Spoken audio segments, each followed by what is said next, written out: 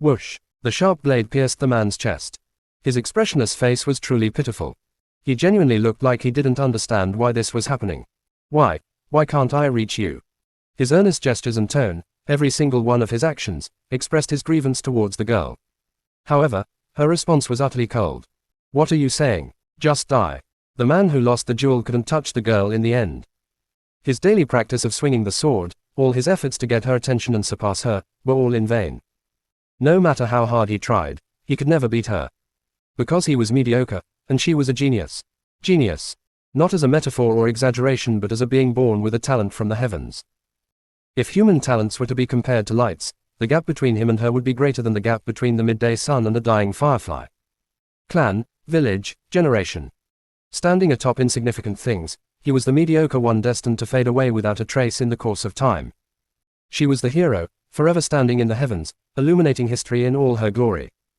This vast gap couldn't be closed with a few years of early training or by consuming better elixirs. Their seeds were just different. Typhoons and morning mist. Dragons and minnows. Cheetahs and racehounds. That was the difference between a genius and a non-genius.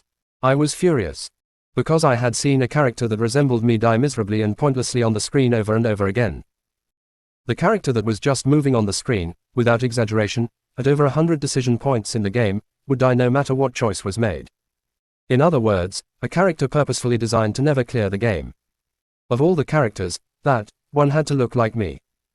If I had just heard about it, I would have thought this was just self-conscious exaggeration, pure nonsense. Still, saying that the character and I looked alike wasn't just an offhand observation. The furrowed brows on a grim face, the scar near the eye from a childhood fall, even the habit of rubbing the sore nape of my neck, it all replicated me perfectly. Of course, I had also thought, it's just a coincidence, it can't be, and tried to deny it. But now, I had gone through all the game's choices, watched the ending credits I had always skipped, and finally confirmed it. Creative designer Shin Yura. There was a familiar name, tightly knotted with me by a long-lasting karmic relationship. Son of ABTCH. I had heard she got a job years ago, but I didn't think she'd be doing something like this. A curse slipped involuntarily from my mouth, and my lips felt scorched. Shin Yura. Just seeing those two words made a thought I had buried deep in my heart resurface. Why does this BTCH always mess with me? Yura was. No, this twisted character woman had always messed with me. I never liked her from the start. First place in the mock test again. She never did anything for me but insisted on boasting about things I didn't want to hear. Oh, I don't think so.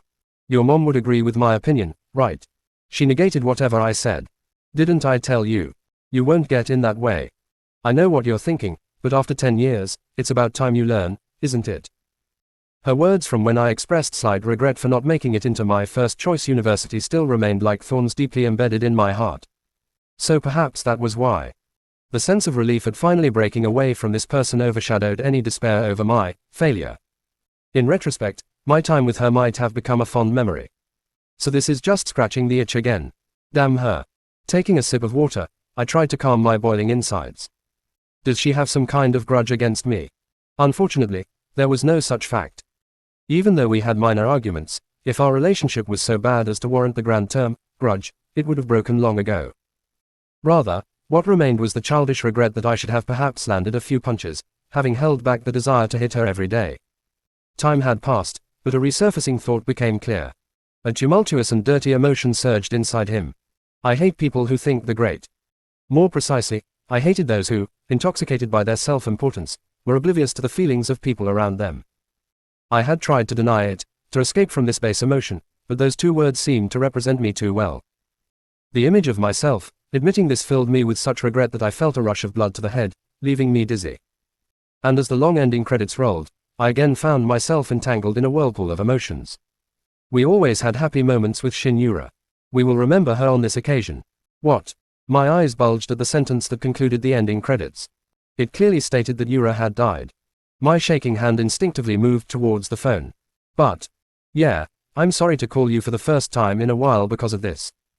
I had no choice but to press the end call button with my trembling hand.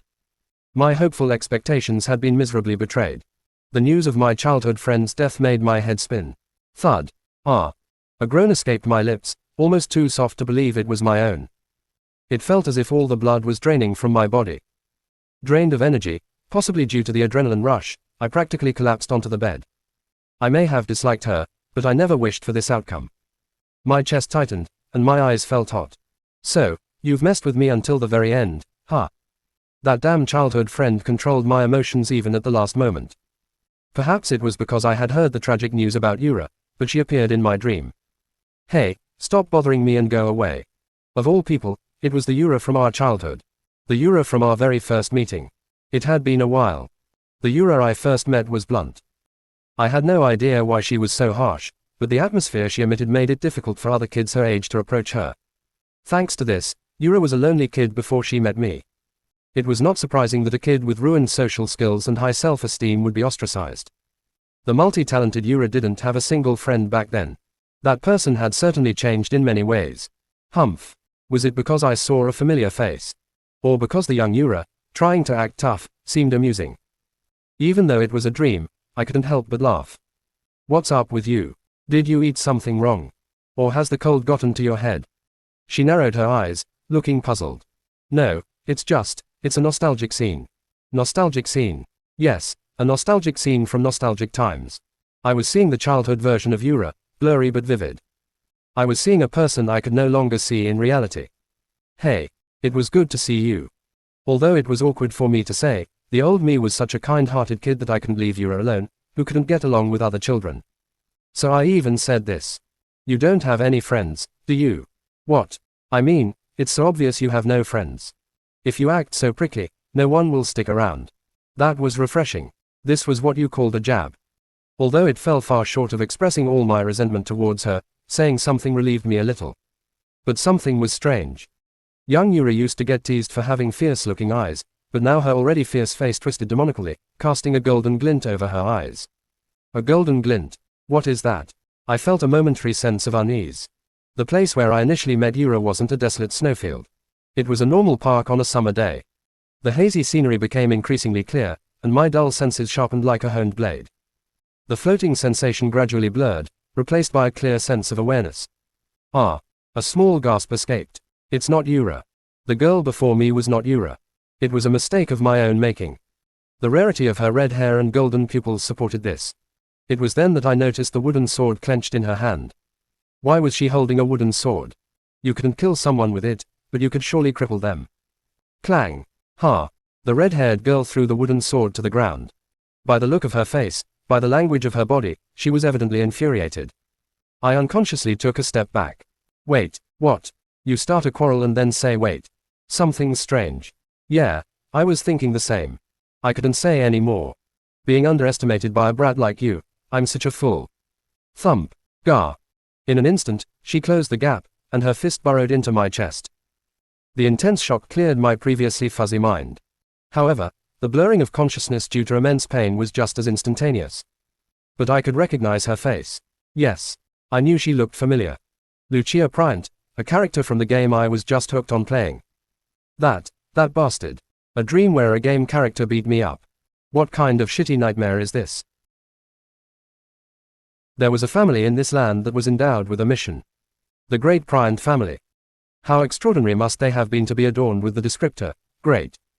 A question anyone might have, but the world had no doubts. 500 years ago, the feat of sealing away a demon and saving the world from destruction was certainly worthy of bestowing them with such a grand title.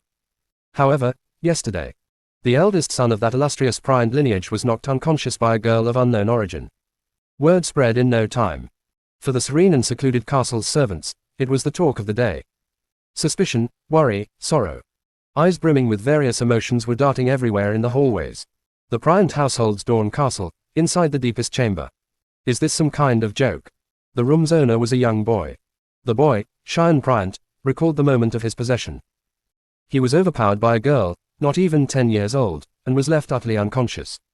The memory was fresh since it happened only a day ago. That damned brat. He ground his teeth. Cheyenne remembered his newly adopted younger sister.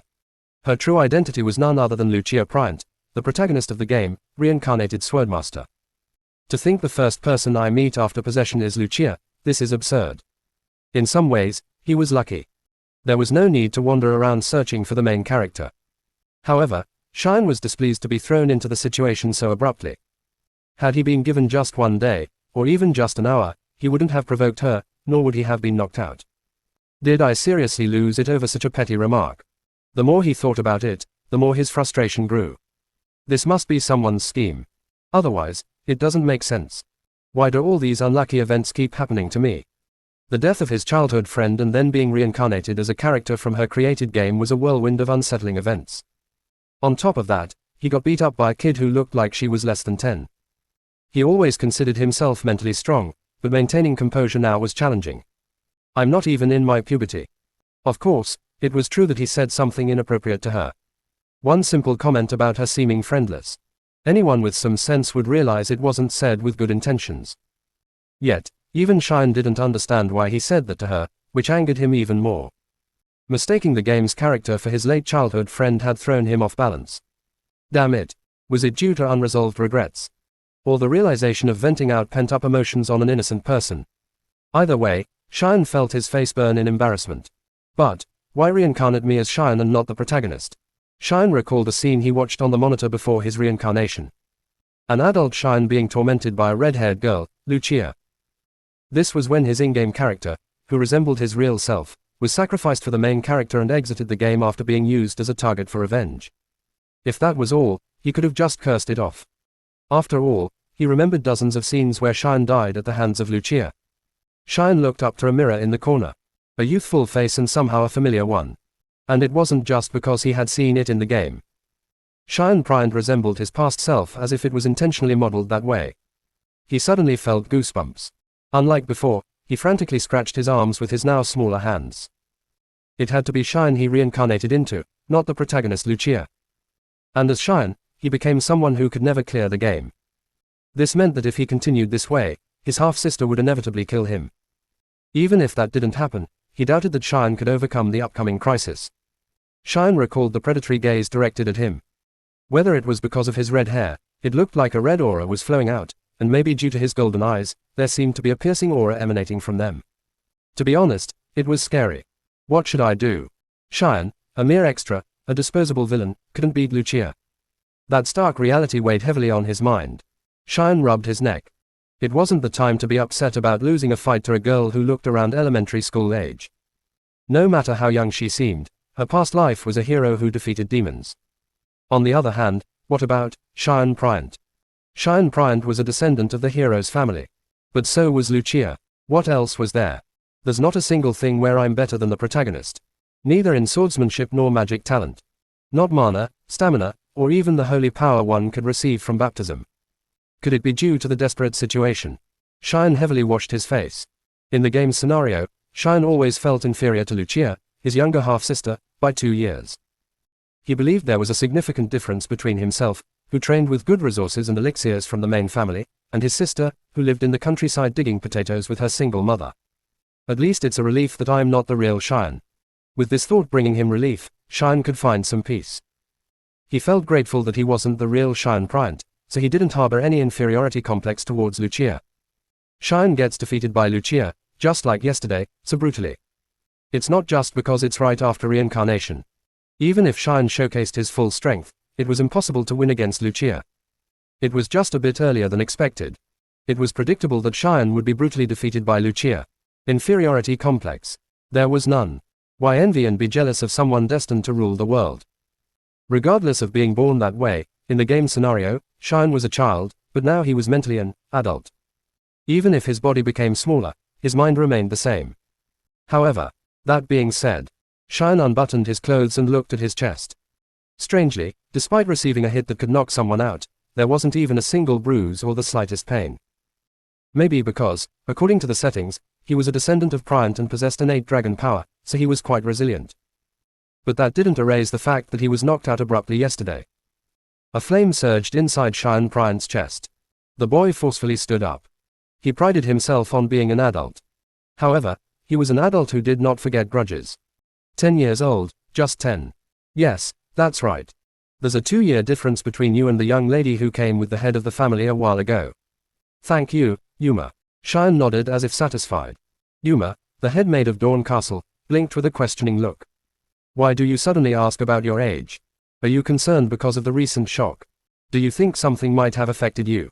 The housemaid leader, Yuma, who oversaw the overall work at Dorncastle, seemed to be worried about her young master. Her hair, red and cut at shoulder length, faded into a deeper shade of red towards the ends. The slight tilt of her head and the horns protruding from beside her hair indicated that she was not of this world. No, it's just, nothing really. You know my father brought a younger sister home this time, right? Yes, I know. I always wanted a younger sibling. But who would have thought that father planned this surprise for me?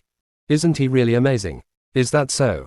With a playful smirk, Cheyenne responded, and Yuma started to grow more worried for her young master. Was it about a week ago? The lord of the Bryant family, Glenn Bryant, visited Dorncastle for the first time in a long time. Glenn, who seldom stayed in one place, had returned to Dorncastle, this time with a young girl who resembled him with her red hair. Young master. Yuma, having watched over Cheyenne since his infancy, noticed something different. Cheyenne's face was undoubtedly filled with resentment when he first met his half-sister. However, the young boy didn't show it externally. Cheyenne was well educated, after all. Still, subtle gestures, the way he walked, and fleeting glances revealed his true feelings.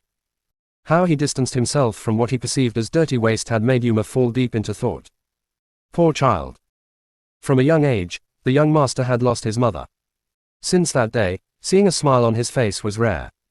Yuma could easily guess how he must have felt meeting his half-sister before he could even overcome his grief. And then, the young master collapsed yesterday. A maid who was watching told me that he was defeated so miserably without a chance to retaliate.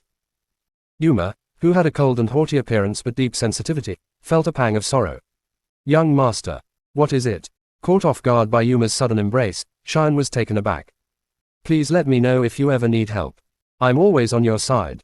You don't need to bear everything alone, young master. All right. If I need help, later on, I'll ask.